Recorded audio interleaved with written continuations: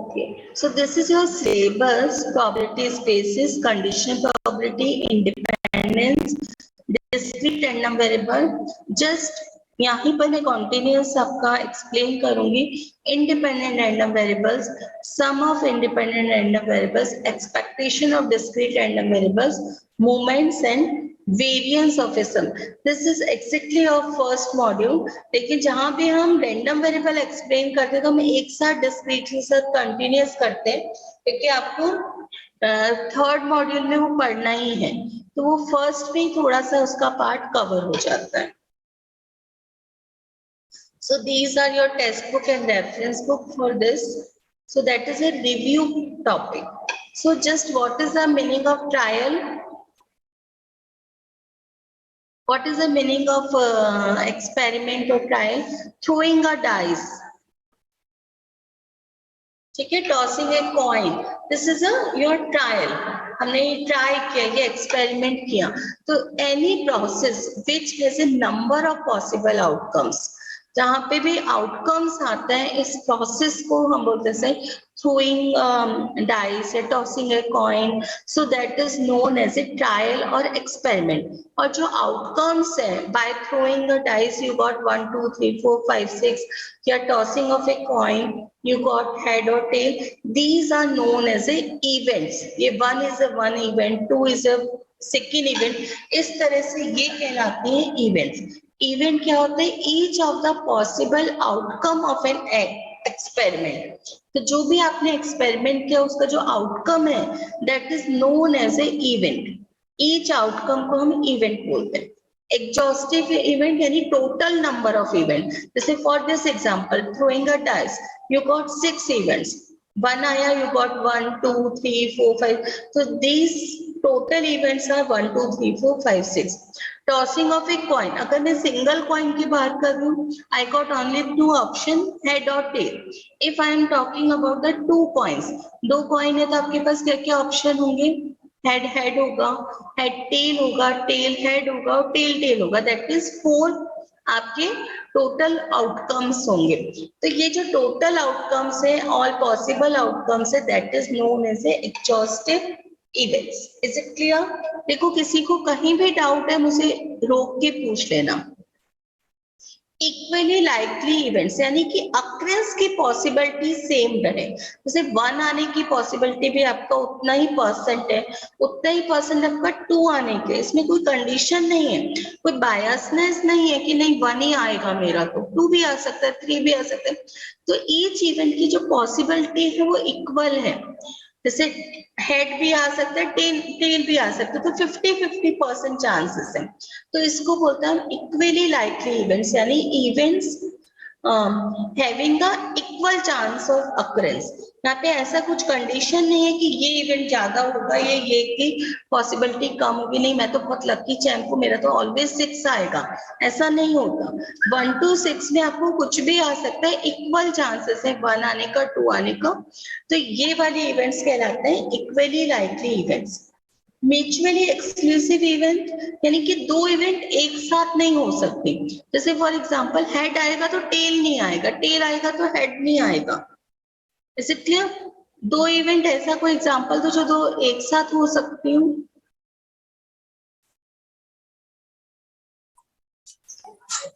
If 2 coins are tossed. हाँ, yes. तो 2 different event I ना बच्चा, वो ठीक है. आपका हेड आया, टेल आया, 2 कॉइन्स आपने टॉस कर, maybe both are head, maybe both are tail, maybe first head and then tail, then हो सकता है reverse tail head, but they are mutually exclusive. एक साथ 2 इवेंट नहीं हो रही है. एक कॉइन में आपका आइदर हेड आएगा या टेल आएगा. जैसे मुंबई में होता है ना, बारिश भी हो रही है और धूप भी आ रही है. नॉर्मली ऐसा होता नहीं है, लेकिन मुंबई में आप बहुत बार देखोगे कि आपको इधर सन भी दिख रहा है और बारिश भी हो रही है. तो ये 2 इवेंट कहलाएंगे कि एक साथ दोनों चीजें हो रही है. या कोई भी एग्जाम्पल, आपका लेक्चर चल रहा है और बच्चा सो भी रहा है, तो ये दो इवेंट एक साथ हो रही है कि आपका लेक्चर भी गोइंग ऑन है और स्टूडेंट सो भी रहा है ओपन करके माइक, तो that is a two events. ये डिपेंड नहीं कर रही, मतलब ऐसा नहीं हो रहा कि एक बार में एक ही हो रही है, इसलिए एक साथ आप दोनों इवेंट कंडक्ट कर सकते हो। तो इस तरह की इवेंट्स आपका जहां पे अक्रेंस ऑफ टू इवेंट्स एक साथ हो सकता है, सेम ट्रायल में हो सकता है, तो हम बोलते हैं इसको म्यूचुअली एक्सक्लूसिव इवेंट। और अगर नहीं हो सकता, दोनों एडजॉइंट है आपका, वो ऐसा हो सकता है ना कि एक बच्चा कॉलेज टॉपर भी हो और मैथ्स में भी टॉप करे, इस तरह से दो इवेंट एक साथ हो सकती है। या हो सकता है कोई एक स्टूडेंट फिजिक्स और केमिस्ट्री बोथ में हाईएस्ट मार्क्स लाए, तो ये इवेंट आपकी जैसे highest in maths, highest in physics, तो मे भी कॉमन पर्सन हो सकता है। तो वो चीजें आती हैं इसमें म्यूचुअली एक्सक्लूसिव, मतलब इंक्लूसिव इवेंट्स में, जहाँ पे दो इवेंट एक साथ हो रहे हैं। और नहीं हो सकती जैसे कि फॉर एग्जांपल इस तरह का हेड और टेल एक साथ नहीं हो सकता, तो हम डिस्कस करेंगे आगे इसको। Okay, so that is a basic definition of probability theory. That is a probability of any event A. So favorable cases upon total number of cases, or you can say exhaustive number of cases. That is a definition of probability. So your first question is this: two dice are tossed. Miss एक minute पीछे करो ना। Yes. even attach भी कर दो अपना pen. हाँ, बोलो।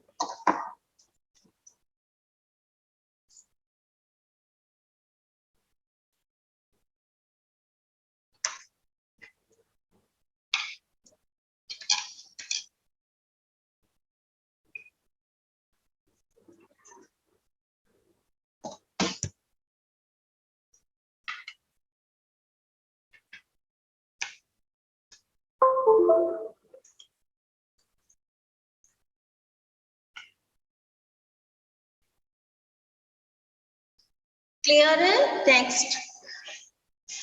Two dice are tossed. Okay. So two dice are tossed. What is the probability of getting some six? बताओ। आपके पास टू डाइस है, तो आपका आउटपुट क्या आएगा बताओ मुझे। टोटल केसेस कितने आएंगे? टोटल केसेस की बात करें 36 1 1 1 2 1 3 1 4 1 5 1 36 केसेस होंगे। 1 1 1 2 1 3 1 4 1 5 1 6, फिर 2 2 2 3 2 4 2 5 2 6, सेम वे से 3 1, ठीक है, सो ऑन 3 6, सेम वे से 4 1 4 6, same 5 1 5 6 and 6 6 only one case, या 6 1 भी होगा, 6 1 6 2 6 6, ओके। सो टोटल आपके केसेस कितने आएंगे? 36, ओके। अब we are talking about the probability of getting sum 6, only 6 number, यानी टोटल आपका 6 आने के चांसेस कितने होंगे? ये देखो, ये सम आपका 2 आएगा, ये आपका सम आएगा 3। इस तरह से आप कैलकुलेट कर सकते हो। ये आपका केसेस होंगे सारे सम 4 के। पर आपसे पूछा गया 6 यानी ये वाला आपका चांसेस जाएगा। यहाँ पे मैंने लिखा नहीं है पूरे, लेकिन सब केसेस आएंगे 1 5 2 4 3 3 4 2 and 5 5। So total number of cases are 5 और मोर देन 5। चेक करके बताओ मुझे। 5 5। फेवरेबल केसेस कितने हो गए फॉर गेटिंग सम 6 5, और टोटल आपके केसेस कितने? 36। So answer is 5/36। Is it clear? Yes ma'am. Similar type का ही क्वेश्चन है। मैम 1 मिनट प्रीवियस स्लाइड पे जाओ ना।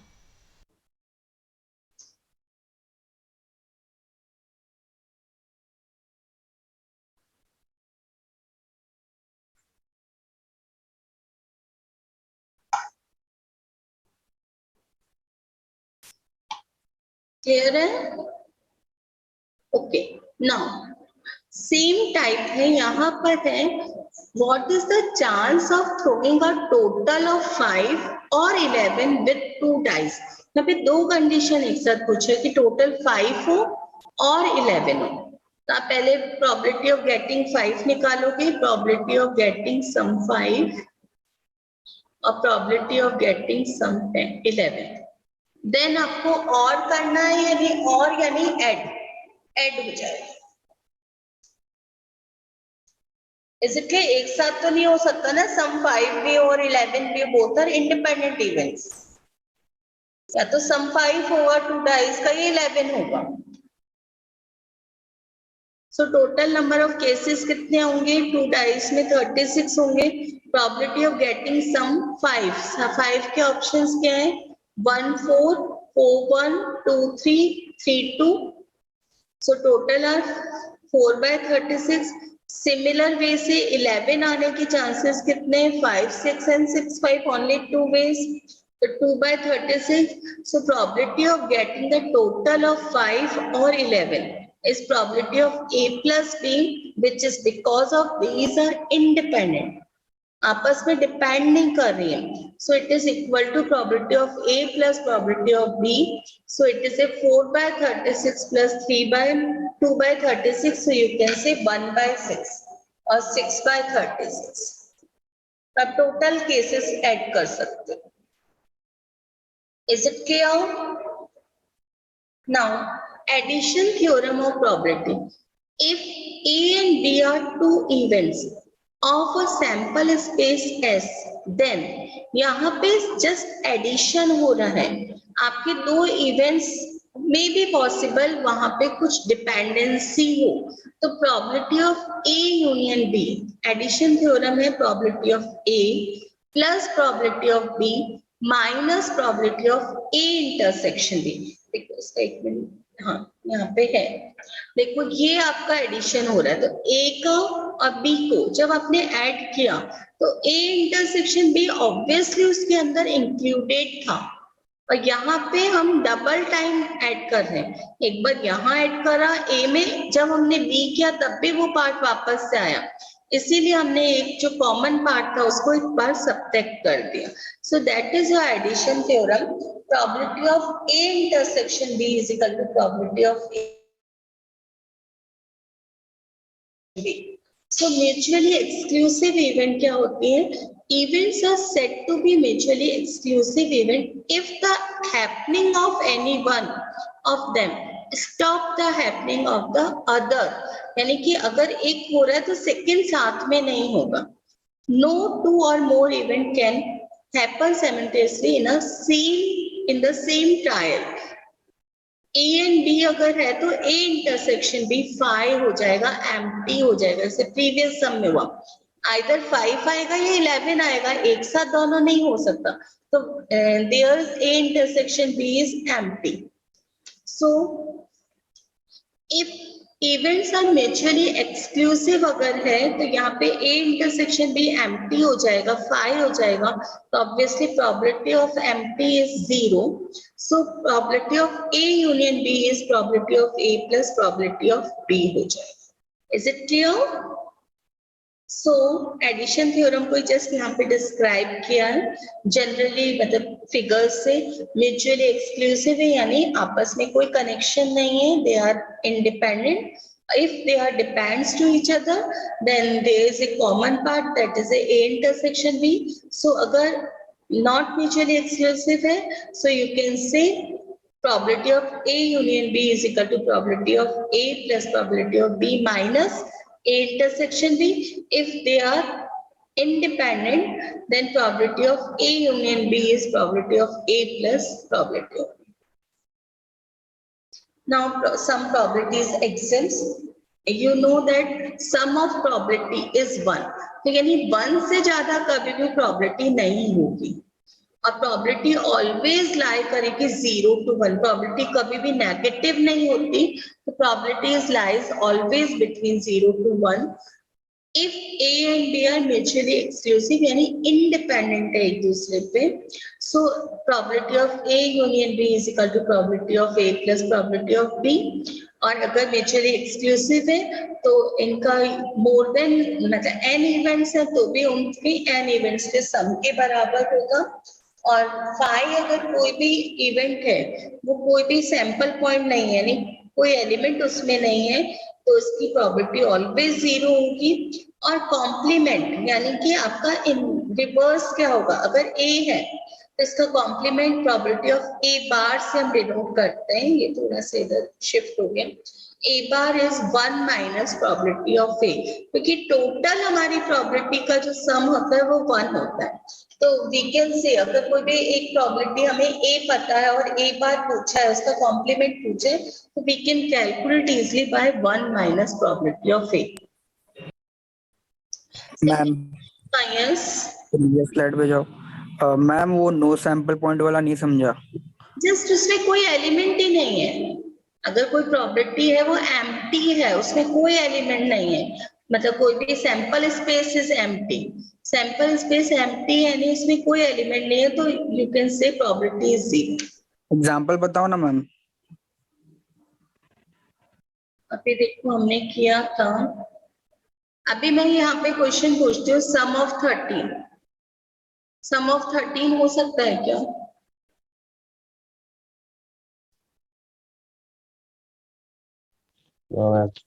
पॉसिबल नहीं है, तो वहां पे के पास जीरो रहेगा, प्रोबेबिलिटी सैंपल स्पेस में कोई एलिमेंट नहीं आएगा, कोई भी हम 1 4 या 3 6 या एनीथिंग हम नहीं लिख सकते, अवर सैंपल स्पेस इज एम्प्टी। सम 13 में ये जो सैंपल स्पेस है ना, 1 2 3 4 थिंग्स आ रही है, एलिमेंट इवेंट्स आ रही है, वहां इवेंट एम्प्टी आएगी, इवेंट एम्प्टी आएगी यानी कि उसकी प्रोबेबिलिटी इज जीरो। क्लियर है? Yes ma'am. अभी बहुत एग्जांपल्स आएंगे, अभी तो हम जस्ट आपका 11 12 में रिपीट कर रही हूँ, बस थोड़ा सा प्रॉपरली कर रही हूँ, क्योंकि मुझे पता है कईयों का प्रोबेबिलिटी बहुत स्ट्रांग होता है और कई इसको लाइट छोड़ देते हैं, इससे मुझे आगे प्रॉब्लम नहीं आए। इस तरह के क्वेश्चंस ऐसे मेरे में नहीं आते हैं, हमारा जो हायर हम पढ़ते हैं, लेकिन जस्ट आपका कॉन्सेप्ट अच्छा होना चाहिए, इसलिए ये छोटे छोटे क्वेश्चंस में रिवाइज कर रहे हैं, क्योंकि हम प्रोबेबिलिटी पढ़ने ही नहीं वाले, हमारा आगे जो टॉपिक है पूरा रैंडम पर है, और रैंडम और डिस्ट्रीब्यूशन फंक्शन पे, वहां इस तरह के क्वेश्चंस नॉर्मली नहीं होते, लेकिन कॉन्सेप्ट कहीं यूज हो तो आपको आना चाहिए। From a pack of 52 cards, 3 are drawn at random. तो आपके पास 52 टोटल है, उसमें से आउट ऑफ 52 आपको 3 निकालने हैं। Find the chance that they are king, queen और jack. ठीक है, तो आपका 52 C3 हो जाएगा, ये टोटल नंबर ऑफ केसेस हो जाएगा। 52 कार्ड्स है, उसमें से आर्बिट्ररी आपने 3 निकाल लिए, तो these are your total cards. अब लेकिन हमारे पास कंडीशन क्या है, जो according to our condition favourable cases कितने होंगे, किंग कितने होते हैं 52 में, 4 ही होते हैं, क्वीन भी 4 होती है, जैक भी 4 होते हैं, तो एग्जैक्टली हमें करना क्या, 4 में से एक चाहिए, क्वीन में भी 4 में से एक चाहिए, जैक में भी 4 में से एक, तो हमारे फेवरेबल केसेस कितने होंगे, 4C1 into 4C1 into 4C1। Is it clear? और टोटल नंबर ऑफ केसेस होंगे 52C3। सो योर प्रोबेबिलिटी क्या हो जाएगा, favourable cases divided by total number of cases, so it is 4 into 4 into 4 divided by जो भी है 52C3, that is 52 51 50 into factorial of 49 जो भी आपका डिवाइड होके आते हैं, into फैक्टोरियल ऑफ 3। ये तो सबको आता होगा ना? मिस नहीं आता है, बताओ। 52 factorial 52 minus 3 that is 49 factorial factorial of 3, इस तरह से कैलकुलेट कर सकते। ठीक है, सो इसी को ओपन कर दिया, 52 51 50 और जो फैक्टोरियल 49 है उसको कैंसिल आउट कर दिया, और फैक्टोरियल 3 को 3 2 1 लिख दिया, सो दैट इज 6 52 50 50 और ये कैलकुलेशन के that is your answer. Clear है? Now conditional probabilities. That means if events are dependent to each other. यानी कि कई बार एक तो होता है डिपेंडेंट और एक होता है कि जब तक ये इवेंट नहीं होगी तब तक, जैसे कि फॉर एग्जांपल कि कॉलेज ओपन नहीं होगा जब तक कि गवर्नमेंट गाइडलाइंस नहीं देंगी। मतलब आपके ऑफलाइन लेक्चर्स नहीं होंगे जब तक कि गवर्नमेंट से कॉलेज को अप्रूवल नहीं मिलेगा। सो दैट कंडीशन कॉलेज का ऑफलाइन स्टार्ट होना किस पे डिपेंड कर रहा है? गवर्नमेंट के नॉर्म्स पर। So these two events are depends to each other. यानी कि आपका कॉलेज ऑफलाइन कब होगा? जब ए कंप्लीट हो जाएगी, यानी गवर्नमेंट की गाइडलाइंस आ जाएगी।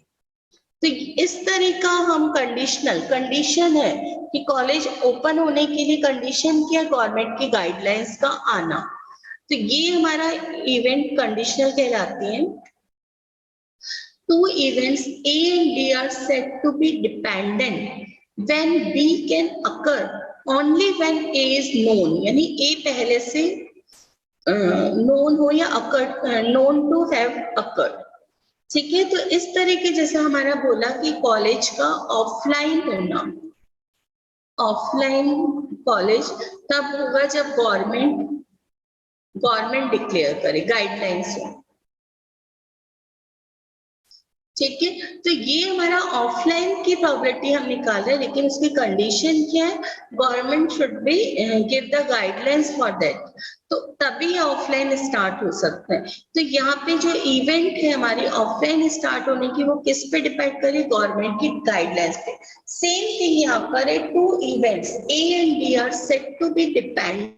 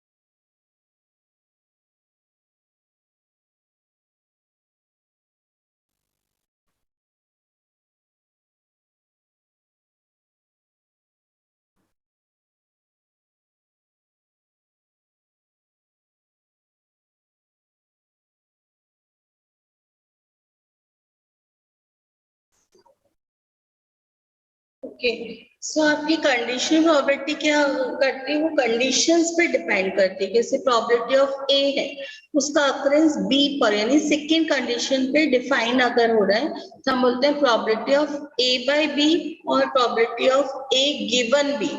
गिवन बी का मतलब यही है कि probability of B is already occur अगर करेगी तभी हमारा प्रोबेबिलिटी ऑफ ए हैपन होगा। So that is known as a conditional probability.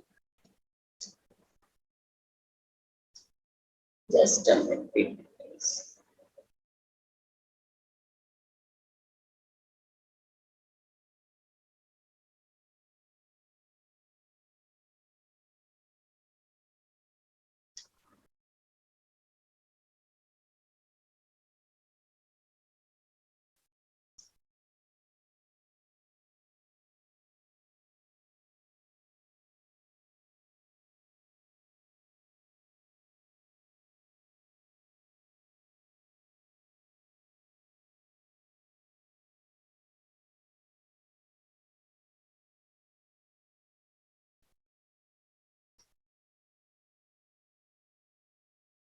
Okay, now PPT is visible. Yes. Yes, ma'am. Okay. So next is your conditional probability we discuss here. Okay. So conditional probability of B given is same way. तो B by A का मतलब है probability of getting B when A occur. So probability of that is equal to probability of A intersection B divided by probability of B. Same way से probability of B given A, you can say by A भी बोलते हैं कई बार, तो probability of A intersection B by probability of A. So that is your formula for that condition probability. So one question from this, there are 11 tickets in a box bearing the numbers 1 to 11. Each जो ticket है वो आपका number कैसा आ रहा है, first ticket 1 number, second 2 number, third 3 number, इस तरह से 3 tickets are drawn, one after एक के बाद एक हमने नंबर निकाला, लेकिन हमने रिप्लेस नहीं किया, उसको वापस नहीं रखा। Is it clear? तो यानी एवरी टाइम जब हम फर्स्ट टिकट निकालेंगे तो we have 11 tickets in a box, लेकिन जब सेकेंड टाइम हम निकालेंगे तो फर्स्ट टिकट ऑलरेडी हमने बाहर ले लिया, तो बॉक्स में कितने टिकट्स होंगे? 10। Is it clear? Find the probability that they are drawn in the order bearing. हमारा ऑर्डर क्या आ रहा है? 1 to 11, obviously 1 is odd, 2 is even, 3 is odd, इस तरह के नंबर्स हैं। तो आउट ऑफ देम जब हमने फर्स्ट टाइम वो निकाला तो हमारा ऑर्डर आ रहा है even odd even. Second time जब हमने कैलकुलेट किया we got order odd odd even. ठीक है, तो आपके बॉक्स में आपके पास टोटल 11 नंबर्स हैं 1 to 11। Out of 11 how many even, how many odd, बताओ मुझे। Out of 11, how many even, how many numbers odd? 6 or 5 even. So 5 आपके पास even में क्या आएगा? 2, 4, 6, 8 और 10, और रिमेनिंग जो भी है 1, 3, 5, 7, 9 और 11 are odd. तो यानी कि out of 11, 5 tickets are even.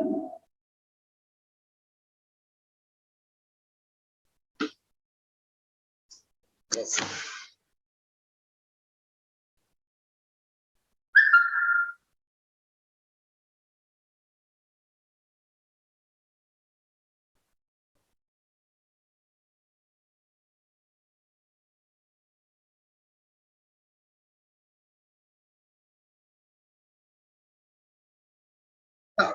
Out of 11 जो है 5 टिकट्स हमारे इवन है और 6 टिकट्स हमारे ऑड है।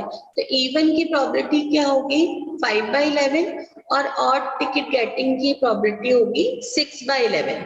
Okay, so 3 tickets are drawn 1 by 1 after without replacement. With replacement और विदाउट रिप्लेसमेंट का मीनिंग आपको क्लियर होना चाहिए। विद रिप्लेसमेंट यानी कि एक निकाला, देखा, वापस से डाल दिया। और विदाउट रिप्लेसमेंट यानी जो हमने चिट निकाल मतलब टिकट निकाल लिया उसको वापस नहीं डाला, वो हमने अलग कर दिया। तो इवन यानी 5/11 सेकेंड टाइम जब ऑड हम पिक करेंगे ऑड टिकट, तो हमारे टिकट्स तो और 6 थे लेकिन नंबर्स हमारे 10 बच जाएंगे। Is it clear? तो 6/10 और नेक्स्ट आपका वापस इवन आएगा। तो इवन में जो 5 थे टोटल, 5 में से एक तो आपने ऑलरेडी पिक कर लिया तो रिमेनिंग 4 और यहाँ पे नंबर जो बॉक्स में वो 9 हो जाएंगे तो टोटल भी आपका कन्वर्ट होगा। तो accordingly you got answer 4/33। If your sequence is odd even, then probability of odd into probability of odd into probability of even. odd थे 6, फर्स्ट टाइम में 6/11, सेकेंड टाइम में 1 निकल गया बोथ में से, बॉक्स में से भी ऑड वाली सीरीज में से, तो 5/10 और थर्ड में इवन आपके ऑल इवन आर देयर तो 5/9। Is it clear? मैम वापस बताओ ना, ये सब क्लियरली नहीं समझा। Okay Yes, miss. बॉक्स है, ठीक है, बॉक्स है, उसमें आपके पास पीपीटी नहीं दिख रहा है क्या आप लोग को? मैम इसमें विथ रिप्लेसमेंट का बताओ ना। हाँ एक मिनट, अभी पहले जो क्वेश्चन पूछा है उसको अंडरस्टैंड करो, नहीं तो आप बहुत कंफ्यूज हो जाओगे। ठीक है, एक बॉक्स है, ठीक है, ठीक है, 11 में भी आपने क्या किया, एक इवन अलग कर दिया और ऑड अलग कर दिया। ओके, आपका इवन में आएगा 2, 4, 6, 8 और 10 नंबर्स वाले टिकट, ऑड में आएंगे 1, 3, 5, 7, 9 वाले और 11 वाले टिकट्स। ठीक है, तो आपके पास टोटल कितने हैं? 11 है। अब आपको क्या करना है, 1/1 टिकट्स निकालना है विदाउट रिप्लेसमेंट, यानी वापस नहीं डालना। तो सबसे फर्स्ट आपका ये है ऑर्डर इवन का, इवन निकालना है, दैट मीन्स ऑब्वियसली वो बॉक्स 11 का है लेकिन हमारा इवन ही आना चाहिए। तो 2, 4, 6, 8, 10 में से कोई एक होगा, तो हमारी कंडीशन क्या हो गई, मान लीजिए कोई भी एक नंबर आ गया तो 5 में से हमारा 11 बाहर आ गया, टोटल फेवरेबल केसेस 5 थे, 11 हो गया। सेकेंड टिकट हमारा निकालना है किसमें, ऑड में से। अब ऑड में से यानी हमारे पास फेवरेबल केसेस कितने थे, मेरे पास 6, लेकिन बॉक्स में टोटल टिकट कितने थे, 10, तो 6/10 हो जाएगा। नेक्स्ट टाइम जब मुझे वापस इवन निकालना है तो मेरे पास फेवरेबल केसेस कितने हैं, 2 टिकट्स तो हम निकाल चुके 11 में से, तो 9। अब इवन के फेवरेबल केसेस कितने, 1, 2, 3, 4, 5 में से एक टिकट ऑलरेडी निकल गया कोई भी नंबर का, तो रिमेनिंग बचे 4। तो ये आपके, और एक साथ चल रहा है ना 1/1, ये मल्टीप्लाई होगा, और नहीं है, एंड है। मैम विदाउट रिप्लेसमेंट और विथ रिप्लेसमेंट वापस बताओ ना डिफरेंस। देखो विदाउट रिप्लेसमेंट में तो आपको मैंने बताया, अब ये विद रिप्लेसमेंट होता, तो फर्स्ट होता है 5/11, सेकेंड होता है 6/11 और नेक्स्ट में भी 5/11, क्योंकि आपको वो टिकट वापस चला गया बॉक्स में, सेम टिकट आपने बॉक्स में वापस डाल दिए, तो आपको वापस 11 में से एक पिक करना है। ओके मैम, समझा। Is it clear? तो वहां पे आपके पास बॉक्स जो है वो ऑलवेज 11 का ही है। आपने चिट देखा, नंबर देखा, आपका इवन आया, then again you put in box, तो आपका बॉक्स में जो टोटल है वो 11 ही रह रहा है। Is it clear? तो Yes, ये ma'am. आपको विद रिप्लेसमेंट होगा।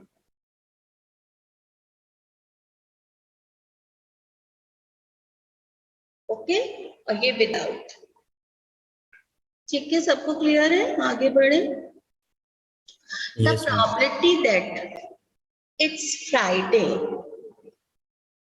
and a student is absent is 0.03. Since there are 5 school days in a week, ठीक है, जैसे आपके होता है ना Monday to Friday, the probability that is a Friday is 0.2. What is the probability that a student is absent given that today is even Friday? Condition क्या है, क्या मीनिंग समझ में आया आपको इस क्वेश्चन पर? रीड करो सब लोग one more time. Probability that it is Friday and that a student is absent is 0.03. Is it clear? Since there are 5 school days in a week, Monday, Tuesday, Wednesday, Thursday and Friday, the probability that it is Friday is 0.2. What is the probability that a student is absent given that today is Friday? Yes. समझ में आया किसी को?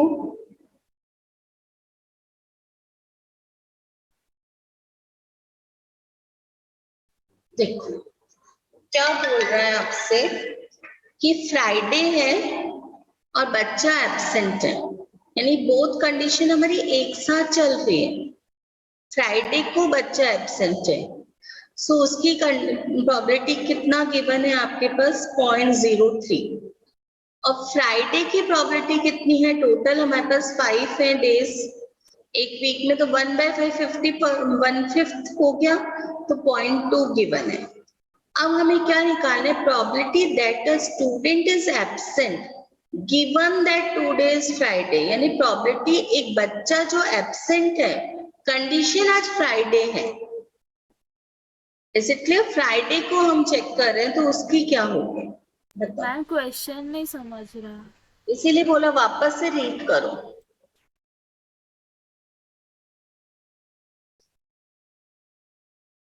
Ma'am ये तो already दिया है ना, Friday probability that it is Friday and the student particular student का पूछा है. जैसे फॉर एग्जांपल ये है कि फ्राइडे को, जैसे हम बोलते हैं ना कि आपका सेकेंड हाफ में अटेंडेंस कम होती है. Is it clear? मॉर्निंग हम बोल सकते हैं वीकेंड पे फ्राइडे को स्टूडेंट मूवी ज्यादा जाते हैं तो आपका अटेंडेंस कम होता है, 0.03%. It's okay. अब मेरा क्वेश्चन है कि ये स्टूडेंट मान लीजिए अतुल है, अतुल 1 स्टूडेंट है, उसकी मुझे प्रोबेबिलिटी चेक करनी है एब्सेंट होने की ऑन फ्राइडे. 1 minus 0.03. क्या आएगा? सो यहाँ पे एब्सेंट होने पे डिपेंड किस पे कर रहा है? प्रोबेबिलिटी ऑफ मतलब फ्राइडे पर. तो आपका क्या हो जाएगा? प्रोबेबिलिटी ऑफ, ये कौन सा फॉर्मूला लगेगा? कंडीशनल वाला. A/B का क्या फॉर्मूला है? Probability of A intersection B upon probability of B. सो ये फॉर्मूला आपका अप्लाई होगा.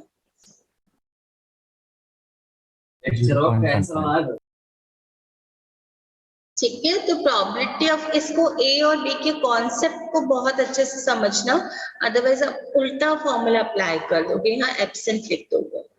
तो probability of A intersection B divided by probability of Friday. जो आपका डिनोमिनेटर टर्म है ना, वही डिनोमिनेटर में रहता है, हमेशा याद रखना. Is it clear? So 0.03 upon 0.2. तो इसका 15% चांस है कि वो अतुल जो भी बच्चा ए है वो एब्सेंट है. Is it okay? Okay, recording. अरे एक्चुअली वैसे ही नेटवर्क का बहुत इशू है. Recording in progress. क्लियर है? Yes, ma'am. Multiplication theorem on probability.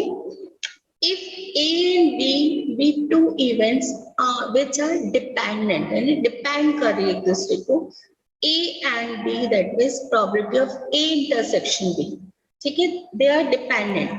So इनका जो multiplication theorem होता है, that is probability of A into probability of B by A, और रिवर्स भी बोल सकते हैं, probability of B into probability of A by B. A by B और B by A ऑलरेडी हम डिस्कस कर चुके हैं. Probability of A by B का मीनिंग होता है that is probability of A intersection B upon probability of B, and probability of B by A का meaning होता है probability of A intersection B upon, sorry same लिख दिया B by A.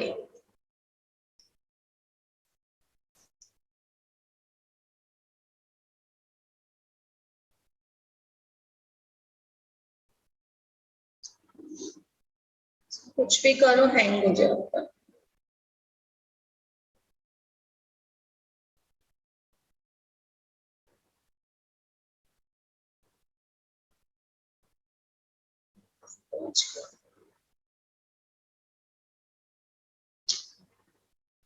Close करने पड़ा window.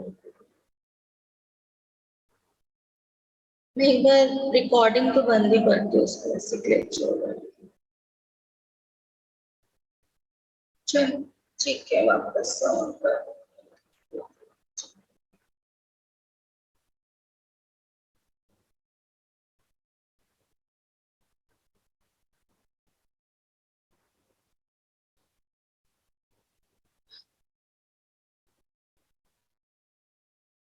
ठीक है, जब तक ये ओपन होता है हम व्हाइट बोर्ड पे कर लेते हैं उसको।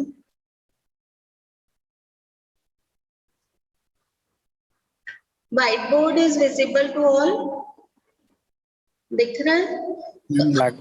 प्लस हाँ, तो प्रोबेबिलिटी वहां पे क्या पूछा है आपसे, प्रोबेबिलिटी ऑफ जो भी है, अगर ए बाई बी है, सो that is probability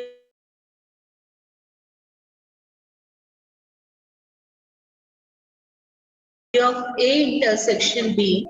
So that means it is probability of B intersection A लिखूं या A intersection B लिखूं? Upon probability of A.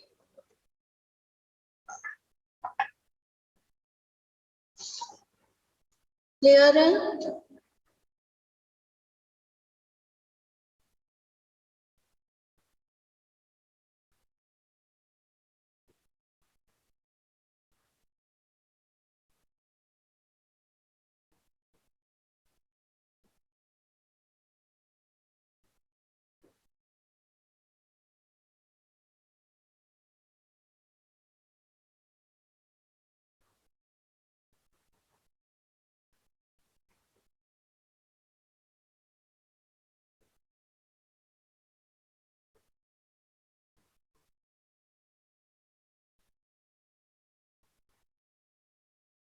Miss एक डाउट था। हाँ बोलो। मिस अगर हम लोग को किसी का इंटरसेक्शन निकालने बोला, मतलब प्रोबेबिलिटी में था मिस, हाँ ए हाँ, ए का इवेंट दिया और बी का एक अलग से इवेंट दिया मिस, तो उसका इंटरसेक्शन कैसे निकालेंगे मिस? अगर ए बी गिवन है तो उल्टा कर दे फॉर्मूले, कोई देखा भी मैंने किया था ना, देखो शेयर व्हाइट बोर्ड देख। अब तेरे पास ए इंटरसेक्शन भी निकालना है तो तेरे पास कुछ ना कुछ तो रिलेशन पता होगा। फर्स्ट थिंग आपके पास may be possible they are dependent और इंडिपेंडेंट, इस पे फर्क पड़ेगा इंटरसेक्शन। ऑब्वियसली इंटरसेक्शन निकालना तो डिपेंड करिए ना एक दूसरे पे, कुछ तो कॉमन है। ए इंटरसेक्शन बी क्या होगा, probability of B into probability of A by B, ऐसे रिवर्स कर, समझा?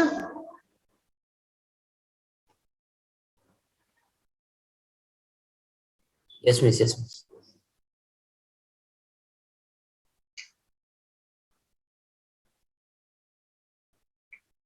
इसको मुझे लगता है छोटा ही करना, बैटरी भी डाउन, अच्छी बैटरी लगा रही है जस्ट।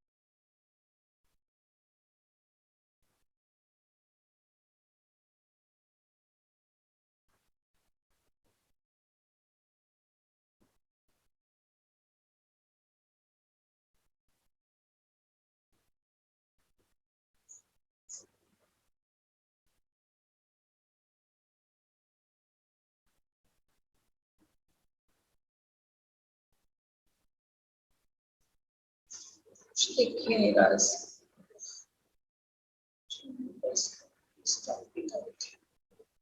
डाउनलोड होने को पूरा।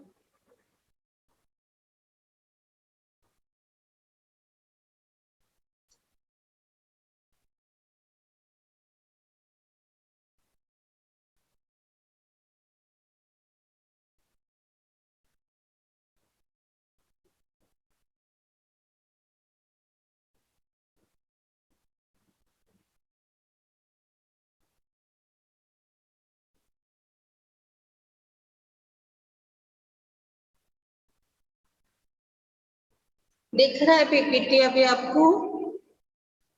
Yes, ma'am.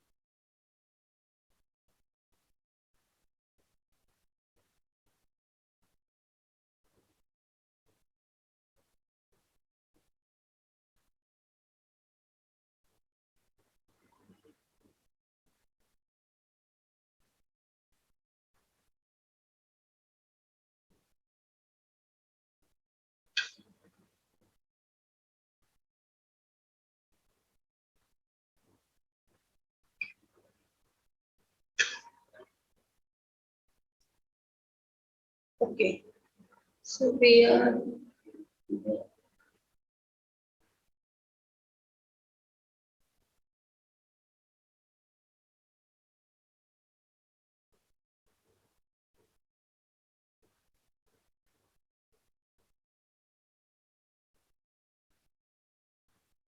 हाँ सीआर प्लीज मेरा एक हेल्प करोगे, आप अटेंडेंस लोगे अपनी क्लास का?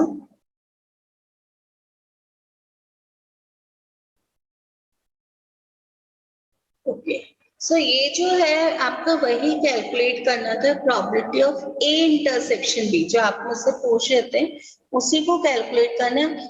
If A and B any two events which are dependent, then what is the value of probability of A and B, or you can say A intersection B, that is a probability of A into probability of B by A, या फिर that is also equal to probability of B into probability of A by B. इनमें से कुछ dependent, so accordingly you can calculate the probability of A intersection B, आप calculate कर सकते हो। Is it clear? So now Bayes theorem. Bayes theorem क्या कहते हैं? Probability of A by B. Actually मैं इसी का reverse rearrangement is a Bayes theorem. Probability of A given B is probability of B given A into probability of A divided by probability of B. Actually में क्या हुआ कि यही जो theorem था ना आपका,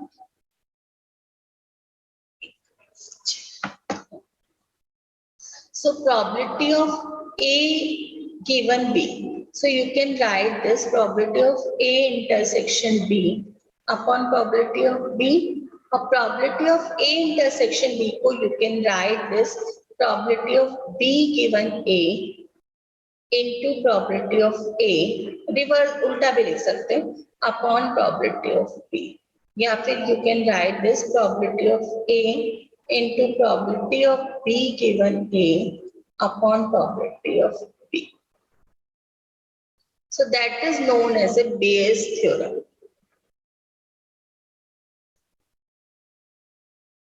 Is it clear? So that is your Bayes theorem. लेकिन आपके सिलेबस में बेस पे बेस क्वेश्चन है, इसलिए मैंने अपने पीपीटी से भी हटा दिए हैं बस केस में क्वेश्चंस। आपको जस्ट इंडिपेंडेंट इवेंट्स को ही डिस्कस करना है, क्योंकि अगर आपने सिलेबस देखा तो उसमें प्रोबेबिलिटी स्पेस है देन इंडिपेंडेंट इवेंट्स, तो डिपेंडेंट्स पे आपके क्वेश्चंस नहीं आने चाहिए। A set of events is said to be independent, यानी वो डिपेंड ही नहीं कर रहा है, तो probability of B by A क्या होगा for that case? Probability of B only. Is it clear? If the occurrence of any one of them does not depend on the occurrence of या non-occurrence of the others, किसी भी condition में वो दूसरे पे depend ही नहीं कर रहा है, these two events are totally independent. It is obvious from the definition probability of B by A is probability of B only. तो A intersection B किसके बराबर होगा? Product of them, यानी probability of A into probability of B के। Is it clear? तो conversely भी अगर ये दोनों सेम है तो आपका इंडिपेंडेंट होगा। तो यहाँ पे ये if the event A and B are independent then the event A bar यानी कि 1 माइनस ए, यहाँ पे ये एक्चुअल में लिखने में गड़बड़ हो गई, सिंबल नहीं मिला होगा। So that is A bar, which is 1 minus A, complement of A and B. ठीक है, also independent. If the event A and B are independent, so इनका A bar and B bar भी independent. Is it clear? So आपका कुछ भी depend नहीं करेगा. So they are totally independent. So that is your first exercise. We discuss all the question one by one. Two dice are tossed. What is the probability of getting some 6? Second, 52 cards are drawn. Chances for taking king, queen and jack. 11 tickets question also be done. And Friday wala conditions based question also be done. So exercise 1 is complete from my side. Exercise 1 का practice problem similar to जैसे question आपको मैंने बोला वैसे ही question यहाँ पे दिए हैं। In a single throw with the 2 dice find the probability of getting total of 10. Is it clear? Probability of a boy will pass an examination is 3/5, that for a girl is 2/5. What is the probability that at least one of them passes? क्या meaning हुआ इसका? At least one of them passes का क्या meaning है?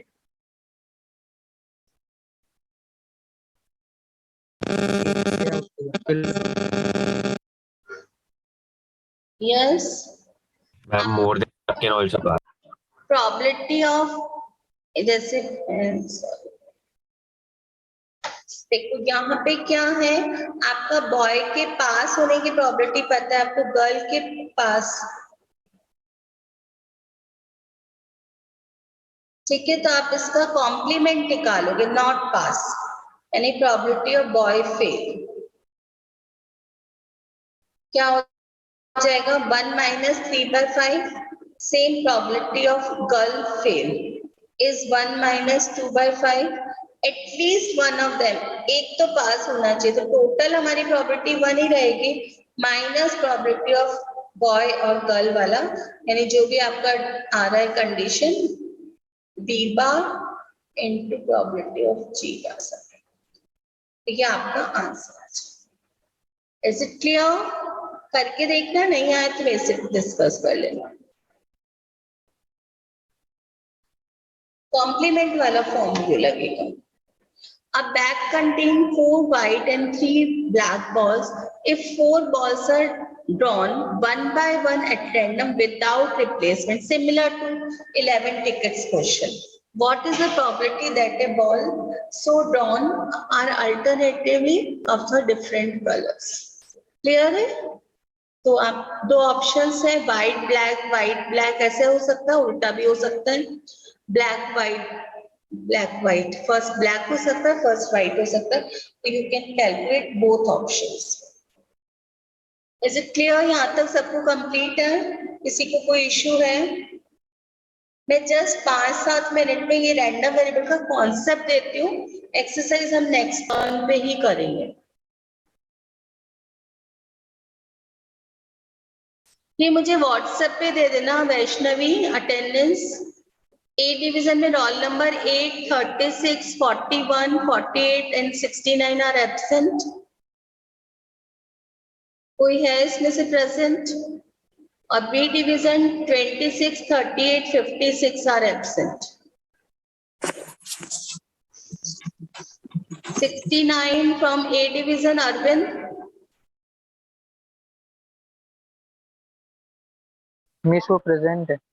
Okay Vaishnavi please verify करके कर देना। बच्चा रिकॉर्डिंग हुआ नहीं है प्रॉपरली, से रिकॉर्डिंग शेयरिंग नहीं होगा, बहुत ज्यादा नेटवर्क इशू था। ओके, रैंडम वेरिएबल देखो, रैंडम वेरिएबल को हम डिनोट करते हैं R.V से। R for random, V for variable. Is it clear? What is exactly random variable? Random variable just like a function. ये function होता है और you can say mapping. Function of mapping होता है from, जैसे random variable को मैंने capital X से denote किया, so that is a sample space to real number का function होता है. So that is known as a random variable. यानी हम क्या करते हैं यहाँ पे, जो आपका सैंपल है यानी आउटपुट जो आ रहा है, कलर्स में आ रहा है, हेड टेल में आ रहा है, उसको कन्वर्ट कर देते हैं रियल नंबर में. सो इस जो कन्वर्जन है sample space to real number जो भी आता रैंडम वेरिएबल, इसको हम करेंगे नेक्स्ट लेक्चर में बहुत अच्छे से. फंक्शन एक्स फ्रॉम, क्योंकि ये मेरा मेन टॉपिक है जो फर्स्ट से लास्ट तक चलेगा. ऑल 6 आपके मॉड्यूल्स पूरा स्टैटिस्टिक्स एंड प्रोबेबिलिटी बेस्ड है. और एक और चीज आपका फर्स्ट लेक्चर है वो अभी उसका इंट्रोडक्शन है. इसमें थोड़ा सा ये समझना, आपका एक भी लेक्चर मिस होता है तो ऑब्वियसली नेक्स्ट लेक्चर इफेक्ट करेगा, क्योंकि यहाँ से हम ABCD सीखना स्टार्ट करेंगे.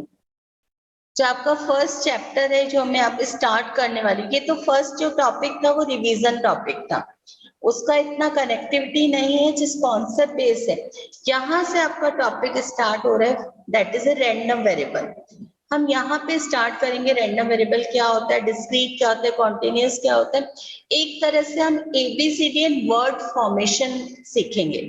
फिर बाद में क्या होगा, उन वर्ड्स को यूज करके हमारे जो ऐसे यहाँ पे देखो क्या होता है, आपको सबको मीन निकालना आता है. मैं आपको उसी से एग्जांपल देती हूँ.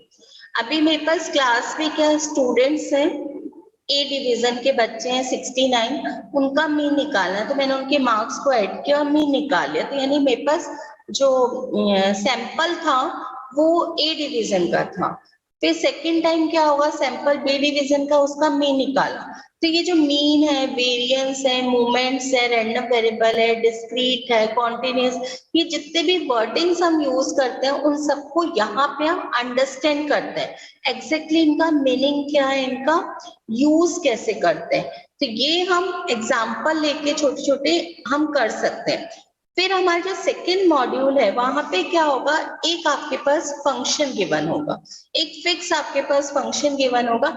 उस फंक्शन का ही हमें मीन निकालना है, उस फंक्शन का ही वेरिएंस निकालना है, उस फंक्शन का ही मूवमेंट निकालना है, उस फंक्शन का ही रैंडम वेरिएबल मतलब डेंसिटी हमें फाइंड आउट करें. उस फंक्शन के लिए हमें सारा काम करना है. तो वही अलग अलग जो फंक्शन है, बाइनोमियल डिस्ट्रीब्यूशन एक फंक्शन हो गया, नॉर्मल एक फंक्शन हो गया, पॉइजन एक फंक्शन हो गया.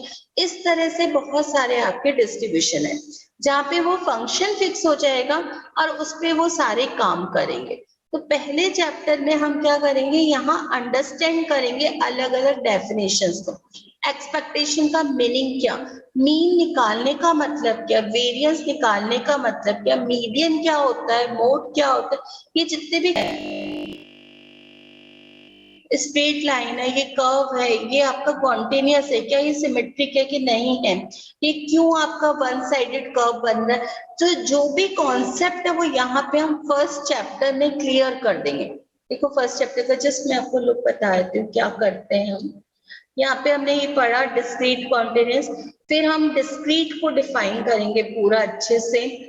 फिर हम डिस्क्रीट और कॉन्टिन्यूअस का डिफरेंस देखेंगे क्या होता है. फिर थोड़ा सा कॉन्सेप्ट हम लेंगे कॉन्टिन्यूअस का, कैसे हम सैंपल स्पेस को रैंडम में कन्वर्ट करते हैं, उस पे किस टाइप के क्वेश्चंस होते हैं, ये सब यहाँ पे हम डिस्कस करेंगे. फिर हमारी एक्सरसाइज आएगी. सेम वे से हम कॉन्टिन्यूअस के लिए करेंगे. ये कॉन्सेप्ट इसलिए जरूरी है, पहले वैसे थर्ड मॉड्यूल में है, लेकिन आपको एक साथ दोनों को नहीं कर पाओगे तो क्वेश्चंस में प्रॉब्लम्स आ सकती हैं. तो इसको हम कैसे समझते हैं वो यहाँ पे अंडरस्टैंड करेंगे. फिर हम कॉन्सेप्ट जो भी आ रहे हैं हमारे नेक्स्ट कि प्रोबेबिलिटी फंक्शंस क्या होते हैं, डिस्ट्रीब्यूशन क्या होते हैं, वो सब हम यहाँ पे पढ़ने वाले हैं. Is it clear? एक्सपेक्टेशन क्या होती है, उसकी प्रॉपर्टीज क्या होती है, वेरिएंस क्या होता है, वेरिएंस को हम मैथमेटिकली और अभी तक जो आपने पढ़ा है उसमें क्या मतलब है, मूवमेंट्स क्या होते हैं, उसका ज्योमेट्रिक सिग्निफिकेंस क्या है, आपके क्वेश्चन में आप हम बोलते हैं इसका ये मूवमेंट है, मूवमेंट का मतलब क्या, मीन है, आपने मीन निकाला, मीन का मतलब क्या, हम स्टैंडर्ड डेविएशन वर्ड यूज करते हैं, स्टैंडर्ड डेविएशन एग्जैक्टली करता क्या है, क्यों हम स्टैंडर्ड डेविएशन से कंपेयर करते हैं रिजल्ट को, वो सब चीजें हम यहाँ पे स्टडी करेंगे। Is it clear? तो ये आपका फर्स्ट मॉड्यूल है, एक तरह से मेरा नेक्स्ट लेक्चर जो होगा, आज तो थोड़ा मैं स्पीड अप नहीं कर पाई आपको, तो नेक्स्ट लेक्चर जो होगा वहां पे हम फर्स्ट मॉड्यूल स्टार्ट करेंगे। ये जो अभी तक मैंने पढ़ा है जस्ट ओवरलुक, आपका जो भी अभी तक पढ़ा हुआ था 10th 11th 12th तक का, वो जस्ट रिवाइज करा है। यहाँ से हमारा टॉपिक स्टार्ट होगा from random variables. Just first exercise आपका रिव्यू एक्सरसाइज है, जिसमें हमारा जो पुराना प्रोबेबिलिटी का कॉन्सेप्ट है, इंडिपेंडेंट का मीनिंग क्या होता है, बेस थ्योरम क्या होती है, कंडीशनल प्रोबेबिलिटी क्या होती है, उन सबके कॉन्सेप्ट बेस्ड छोटे छोटे questions. Is it clear to all? Yes, ma'am. Okay, so I can stop the sharing today. Today share ये तो आपका बेस, आपको सिलेबस एकदम क्लियर हो गया, और जो प्रीवियस हमारा 11th 12th का पढ़ा हुआ है वो आपने रिवाइज किया, उसको बहुत डेप्थ में अभी भी नहीं करना है आपको, जस्ट आपको आइडिया होना चाहिए कि कंडीशंस क्या होते हैं, कि कौन सी, क्योंकि हमारा जो जब नंबर्स में कन्वर्ट हो जाएगा तो इस तरह के क्वेश्चन होंगे ही नहीं, तो आपको वो वाला कॉन्सेप्ट बस क्लियर होना चाहिए। Is it clear? यहाँ पे हमें डिस्ट्रीब्यूशन पे ही बात करनी है, बाइनोमियल क्या होता है, नॉर्मल क्या होता है, मल्टीनोमियल क्या होता है, पॉइजन क्या होता है, what is the relation between binomial and Poisson, can we convert binomial to Poisson और Poisson to binomial, what is the meaning of discrete and continuous, random, exponential, gamma, मतलब बहुत सारे हम अलग अलग टाइप के डिस्ट्रीब्यूशंस पढ़ेंगे। क्लियर है? अच्छा, एक और वन मोर इम्पॉर्टेंट थिंग, कि आपका नोटबुक जो भी है आप एकदम सेपरेट बनाओगे मैथ्स का, इधर के उधर नोट्स मत लिखना, एकदम रेगुलर बेसिस पे आप नोट्स लिखो क्लास में, जो भी आप लिख रहे हो, मतलब जरूरी नहीं पूरा, क्योंकि पीपीटी में 100% आपको शेयर करूंगी, ठीक है, पीपीटी का वो नहीं है, लेकिन आपको फिर भी एक लिंकेज होना चाहिए, और अपना एक कैल्सी अपने पास रखो, अभी तो नहीं लेकिन आगे मैं आपको रिक्वायर्ड करूंगी, फर्स्ट लेक्चर के बाद, फर्स्ट में भी आएगा, कैल्सी हमेशा कैरी करो। Is it clear? Yes ma'am. हाँ, और एक और है आपका डिप्लोमा स्टूडेंट्स, प्लीज मुझे कोई एक ही जना आपका आईडीज लिख के दे देना, जिससे मैं आपको जीसी पे ऐड कर दूं। डिवीजन वाइज आईडी नहीं है मेरे पास, एक्चुअली में एक साथ थे, डिवीजन से मुझे नहीं पता कि कौन सा बच्चा कौन से डिवीजन पे आईडी है। क्लियर है? एक ही बच्चा एक्सेल बना के लिख दे, ए डिवीजन का एक बच्चा दे दे और बी डिवीजन का एक दे दे, इससे मैं आपको जीसी पे ऐड कर दूं। चलो, ओके, बाय। अच्छा, वन मोर थिंग, जो डिप्लोमा स्टूडेंट्स है उनका आज इनोवेटिव एग्जाम है 3 to 4। Yes, ma'am. ओके, कुछ पूछना है आपको इनोवेटिव से रिलेटेड? जस्ट आपके गेट बेस्ड एमसीक्यूज रहेंगे, और वो आपको